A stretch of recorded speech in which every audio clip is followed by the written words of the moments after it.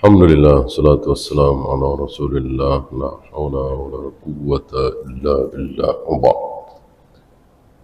Ada pertanyaan? Silakan. Seorang bapak membuat surat wasiat kepada anaknya. Nah, anaknya itu masih satu yang masih. Nah, isi wasiat itu anak ini hubungannya dapat jangan dijual karena cucunya itu merasa masih tua baru yang anaknya masih ini kan orang ada tapi lagi mendesak supaya wasiat itu dijual. Jadi bisa nggak wasiat itu dirubah jangan dituruti kemauan cucunya. Yang pertama itu. Yang kedua, salah satu anaknya itu meninggal, ibu bapaknya masih hidup.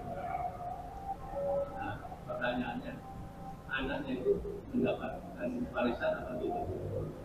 Yang meninggal ibu bapaknya masih hidup. Kaidahnya mayat itu nggak dapat waris. Kaidahnya mayat nggak dapat waris.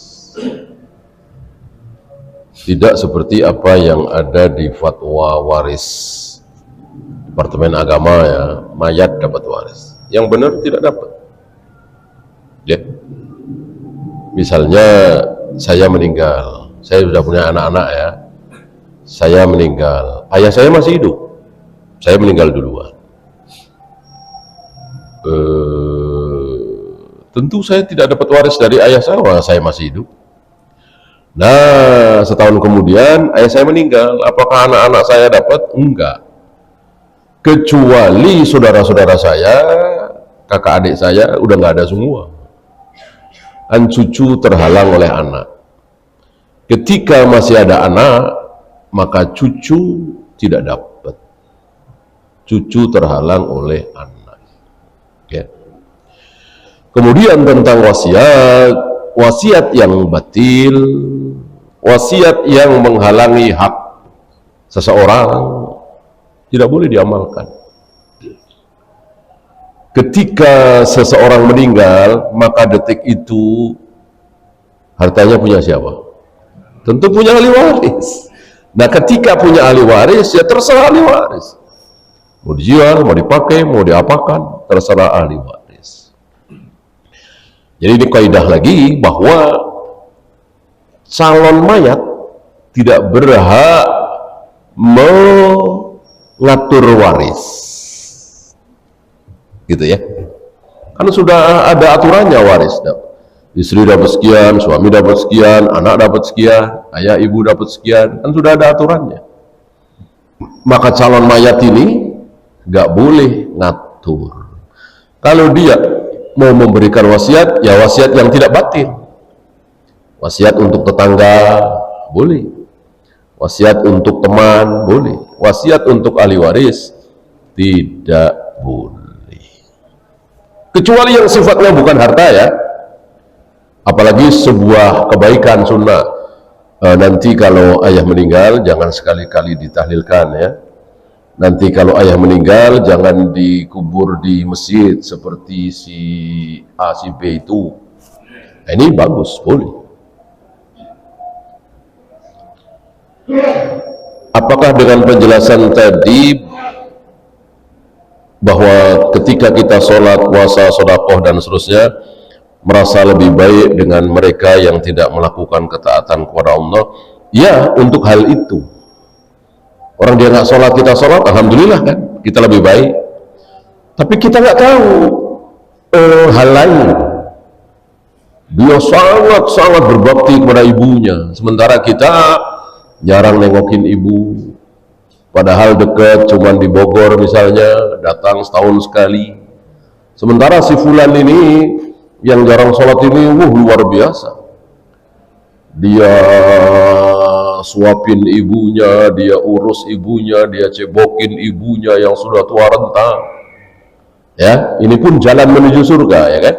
Nah, maka tidak boleh mengatakan saya lebih baik dari dia. Kan banyak sesuatu yang rahasia.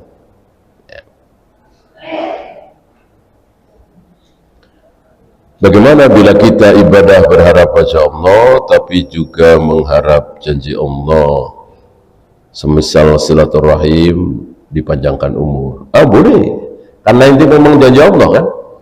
Tentu berbeda antara ini dengan disanjung, dipuja, disebut-sebut namanya, dapat uang, dapat hadiah, tentu beda. Ini kan dua-duanya dari Allah, bukan dari manusia ya. Seperti kita memperbanyak sedekah supaya dijauhkan dari penyakit dan mara bahaya, bala. Boleh kan? Boleh. Ini kan dari Allah juga. Dan Allah yang mengatakan. Gitu. Kecuali Allah tidak mengatakan. Ya. Kita berharap dagangan laris. Lalu setiap kali buka dagangan, gelar dagangan, baca Al-Fatihah 7 kali. Boleh nggak? Enggak boleh, enggak ada keterangan dari Allah dan Rasulnya. Kalau ingin dagangan laris, baca Al-Fatihah 7 kali. Ketika gelar dagangan kan enggak ada keterangan. Kalau yang tadi kan ada keterangan. Gitu ya. Untuk hal yang gaib harus ada keterangan. Untuk yang tidak gaib ya nggak perlu. Ya. Mana dalil?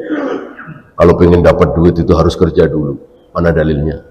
Ya nggak perlu dalil itu nggak gaib. Ya. Mana dalil? Kalau ngilangin capek itu dipijitin. Dalilnya mana? Ya nggak perlu dalil, itu nggak gaib. Ya kan?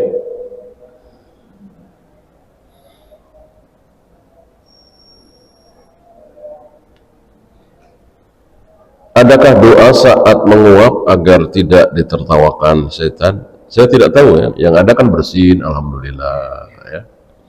Ketika tidak ada, maka kita tidak boleh menentukan. Adapun kita mengucapkan kalimat-kalimat thayyibah, subhanallah, alhamdulillah, la haula wala quwata illa, ya silahkan. Tapi jangan menentukan. Man iqtada faqad syara'a. Barang siapa yang menentukan, berarti dia telah bikin syariat sendiri. Tidak boleh, haram. Ya. Maka kita sambil nyapu, kita sambil nunggu kereta, baca istighfar sebanyak mungkin, silahkan. Baca tasbih sebanyak mungkin, silahkan. Baca istighfar 100 kali, silahkan nggak?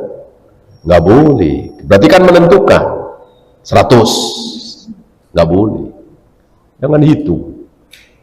Ingat, ibadah mahdhah yang mestinya kita dapat pahala berubah jadi dosa. Kan rugi sekali. Mestinya dapat pahala berubah jadi dosa. Gara-gara apa? Gara-gara 3 hal. 1, menentukan bilangan tadi 100 kali, 200 kali, 500 kali. Sementara tidak ada keterangan dari Allah dan Rasulnya. Kecuali ada keterangan, subhanallah, subhanallah, subhanallah, subhanallah, 33 habis sholat, itu jelas kita taati.